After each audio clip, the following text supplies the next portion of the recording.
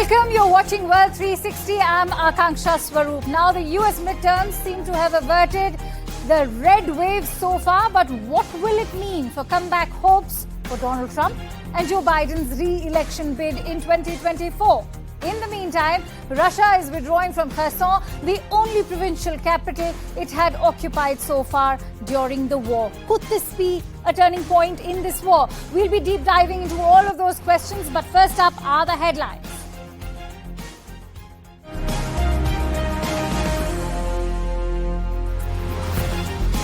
Averting a red wave, the Democrats deal a huge blow to Donald Trump's prospective candidacy plans for the 2024 presidential polls, making Trump the biggest casualty of the 2022 US midterms. Ukrainians celebrate as Russia pulls out of Kherson in a humiliating setback to Putin's army. Defense experts call it Russia's prudent military move. India continues its balancing act as External Affairs Minister S. Jaishankar and Russian Foreign Minister Sergei Lavrov meet in Moscow amid the Ukraine war. And US President Joe Biden arrives in Cambodia's capital, Phnom Penh, for a series of summits and meets with the Southeast Asian leaders. It's the midterm election week in the United States of America and the results are still rolling in. But so far, the 2022 midterm has been a nail-biting event with completely unexpected outcome. To begin with, the Republican Party, which was convinced of a historical precedent, is staring at the worst midterm performance by any party out of power in 2 decades. And the Conservatives are now mulling if the electoral anchor dragged the party down. And of course, we are talking about the former US President Donald Trump. There was no red wave to begin with. There is no landslide, no decisive victory for one side over the other. Plus, there are rumors of cracks within the grand old party. Now, between Donald Trump supporters and Ron DeSantis backers, the Florida governor, Ron DeSantis, has been pronounced as the new Republican Party leader, whereas Donald Trump has been dubbed as the big loser, especially after the 2020 election. Deniers faced a heavy defeat across states in the United States. Now, meanwhile, on the blue side, the party held its own against the hungry and aggressive Republicans. It flipped seats and chambers in Michigan. It stood its ground in Virginia and Wisconsin, and it fought Republicans to a standstill in Arizona and are now set for a runoff election in Georgia in December. This election was not perfect for the Democrats, but it was one of the strongest midterm performances for a president's party. Let's also get you some results so far. This I'm going to show you on the map of the United States. As of now, this is what the US Senate results look like. It seems to be a neck-and-neck war as far as the US Senate is concerned. Remember, the United States is now set for a major flip. As far as Arizona is concerned, it seems like this has been the turning point. Pennsylvania, let's show you, this was one crucial state which the Democrats actually managed to flip from the Republicans, because here, as far as Pennsylvania is concerned, Fetterman managed to defeat Dr. Oz. Now, he was one of those Republican candidates who was endorsed by Donald Trump. As far as the House results are concerned, let's give you a quick glimpse of what the House results look like so far. As you can see, this is what the House results look like as far as the entire map is concerned. Now, this happens to be a sea of red, as you can see, clearly showing us that there has been a wave of red taking over the House results. And it's the entire biblical belt, as you can see, in the United States, which is now being taken over by the Republicans. On the West Coast, as you can see, there are pockets where the Dems have managed to actually grab some seats. Also on the East Coast, as you can see over here, this is where the Dems have again managed to grab those seats. But as far as the House results are concerned, the Republicans are taking the lead. They continue to take the lead. Let me also show you what the gubernatorial races look like as far as the governor results are concerned. This is what it looks like. It's been a close race for the states as far as United States is concerned. It is again neck and neck, but as far as the results are concerned right now, for the gubernatorial races, the Dems are losing the race as for now. The Republicans seem to be taking the lead for the governor races as well. So far, the midterms have, of course, averted the so-called red wave, which was anticipated to happen. But what does this mean when we talk about averting that red wave? That means that endorsers or those who were endorsed by Donald Trump have faced huge defeat. And that also goes on to say that there's been a huge defeat for election deniers, because let's not forget, all those candidates who were endorsed by Donald Trump were the election deniers, were the ones who were believing in actually election fraud. Let's also now get in a sense of perspective in terms of what these midterm results mean. And for that, I'm joined in by CNN Sanlan Safati. Thank you so much, Sanlan. Now, so far, the midterms have averted the red wave, but I'm sorry. But what are the challenges ahead for Joe Biden and his legislative agenda? Well, certainly the new reality here in Washington is it is going to be a politically divided D.C., and that likely means, of course, CNN has not projected it yet, likely means that the House will be controlled likely by the Republicans. And of course, President Biden, Democrat in the White House. So what this means is big questions over the fate of the president's legislative agenda. We will likely see more stalemates, more gridlock. Republicans have already said that they likely will try to stand in the way of any of his legislative agenda items to be passed, in addition to legislation and the stalemates that will happen on Capitol Hill. A huge thing, if the Republicans take control of the House, is that they have promised a whole laundry list of investigations. If they are in power in the House, they will have subpoena power. They will have the power to hold hearings.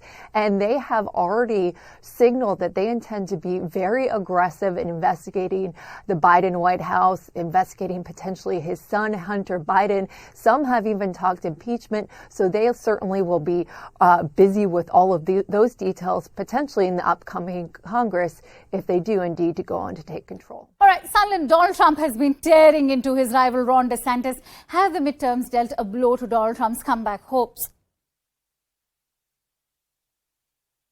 Certainly, President Trump right now is trying to find his post-midterm election political footing.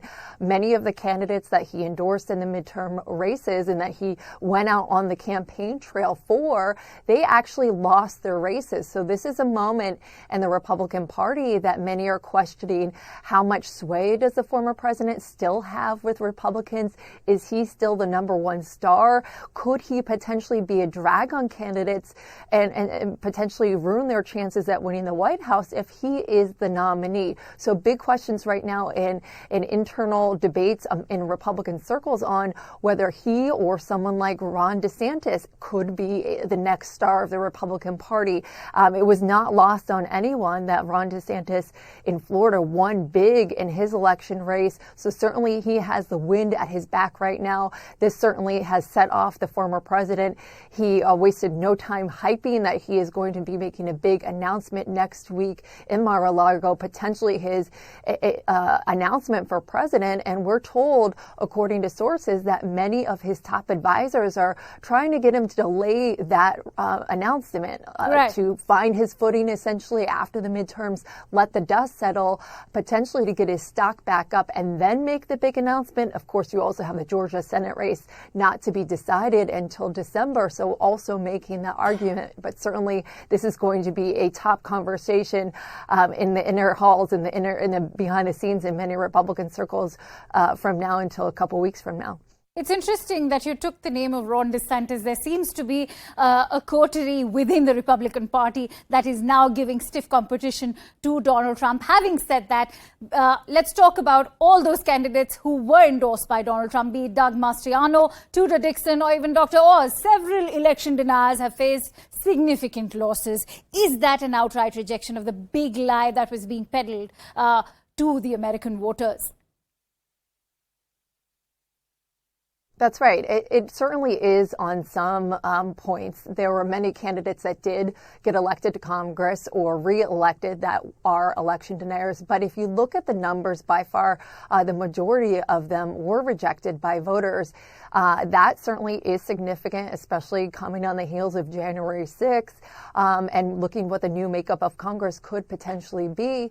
And many of those pro-democracy, if you could say, candidates trying to really break it down like that. We saw many of the candidates in their victory speeches say democracy prevailed, and saying this wasn't about Republican or Democrat. Are we willing to save democracy? That's something that President Biden certainly has been arguing as well. It's been quite a cliffhanger out there as far as the results for the U.S. midterms are concerned. But for now, many thanks to you, Sunlen, for joining in on World 360. And with that, let's now shift our attention over to another significant event that took place this week. And that was India's foreign minister's visit to Moscow. S. Jaishankar held a meeting with his counterpart, and the talks included oil, war and cooperation. Jaishankar was in Moscow primarily to co-chair the meeting of the India-Russia Intergovernmental Commission on Trade, Economic, Scientific, Technical and Cultural Cooperation.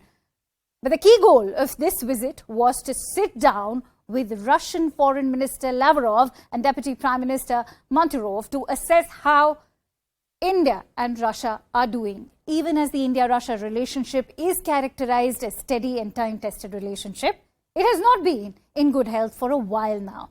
As Moscow develops a closer and more strategic relationship with Beijing, New Delhi has felt the need to get more realistic about the strategic consequences of that partnership for India.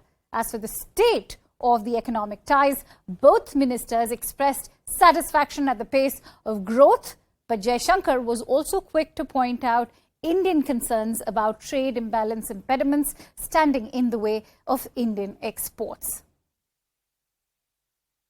And with that, let's now shift our attention over to the ongoing Russia-Ukraine war. In a major development in the Ukraine war, Russians have their troops retreating to the east and pulling out of Kherson. Scenes of jubilation broke out in Ukraine's southern Kherson city as Ukrainian forces advanced through much of the city and its surrounding area, apparently encountering little or no resistance as they regained the only regional capital captured by Russia this year. The withdrawal is another humiliating setback for Russia's President Vladimir Putin and the most significant military moment in the war since Ukrainian forces swept through the northern Kharkiv region in September. Remember, Kherson is also one of the 4 regions that were illegally annexed by Russia. Now, what will be the impact of this withdrawal? Will Russia have anything to gain out of this? And how will this impact Ukraine's war strategy? Let's try and get in a sense of perspective, and for that I'm joined in by CNN's Nick Robertson, who's joining us live from Ukraine at the moment. Many thanks to you, Nick, for joining in. Now, Kherson is the only regional capital that Russia captured since February's invasion and one of the 4 illegally annexed territories by Russia. How significant is the Russian withdrawal now? It's very significant. It's a blow to President Putin. It was only illegally declared as part of the Russian Federation less than 6 weeks ago. So already in that space of time, Putin has had to forego it. So that's a blow. The Russian military has been painting this as essentially a strategic withdrawal to save troops, to save equipment, that the resupply across the river was becoming difficult, but the resupply was difficult because the Ukrainian troops had targeted it and made it very hard for the Russians to move ammunition and supplies across the river. So while Russia and President Putin tries to spin this as a smart strategic move, it seems obvious to Ukrainians that this is something that their military tactics have forced him to do. So for Putin, this is a very embarrassing moment, a very difficult moment for him politically, and one that will potentially undermine him politically at home. Although that is a potentially slow path, this certainly won't help. It's interesting that you mentioned about the kind of thought process that's gone behind Russia's move as far as the withdrawal is concerned. What is Russia's strategy behind this withdrawal, and how will it impact Ukraine's defense? What Russia is doing here is it's sort of protecting its troops as it's withdrawing. It's got one sort of set of troops, if you will, protecting the western side of its withdrawal, and one set of troops on the northern front, if you will, protecting their withdrawal. The tactic is to relocate their troops on the eastern side of the Dnipro River and be able to send their troops to other fronts in the country. Now, that's an advantage for them, to be able to free up forces to send them to fight on other fronts. But equally, once Ukraine, which has been fighting along a very big front line to take this territory, once it succeeds in securing Kherson, it will be able to free up troops and send them to the east of the country, around Bakhmut, which is the front line near there is under extreme pressure. Also around Svotove and Kremina, which is a strategic highway where the Ukrainians are beginning to make some small gains, but with additional forces, they could really extend their control in that area. So for the Ukrainians, this offers an opportunity to relocate troops and strengthen their positions in other areas. All right. Many thanks to you, Nick Robertson, for bringing in all those latest details and for putting this war into perspective for us. And with that, let's also bring you CNN's Christian Amanpour, who sat down with the Ukrainian President Volodymyr Zelenskyy and his wife, the First Lady Olena Zelenskya, for a global exclusive interview. Their leadership and courage have driven the story and Ukraine's remarkable resistance. But it's clear the war is taking its toll. They were tired but determined. Here's the exclusive conversation only on CNN News 18. Do you still stand by what you said a few months ago, that you would not negotiate with Vladimir Putin? His proposal has no substance as regards ending the war. Other than ultimatums, I've not heard anything from the current president of the Russian Federation. Starting from the 24th of February, there have been only ultimatums: denazification, denationalization. Every issue they raise starts with a D. They always want to deprive us of something violently on our own land. So I said that I'm not going to talk to this person if this person conducts these sham referendums and recognizes all those sham authorities that they set up as legal. We said this clearly, and I said that if they do that, then this means they don't respect our people, our sovereignty, our rights and our freedoms. What is there to talk to them about? But I haven't closed the door. I said we would be ready to talk to Russia, but with a different Russia. One that is truly ready for peace. One that is ready to recognize that they are occupiers. Ready to reimburse our people. That's not about money. They need to return everything: land, rights, freedom, money, and most importantly, justice. To parents who lost their children. Money is not enough. It's not a priority. Bring back justice. And so far, I haven't heard statements like that from the Russian Federation, either from Putin or from anyone else. I'm going to ask you this because you went not so many months ago to the Congress,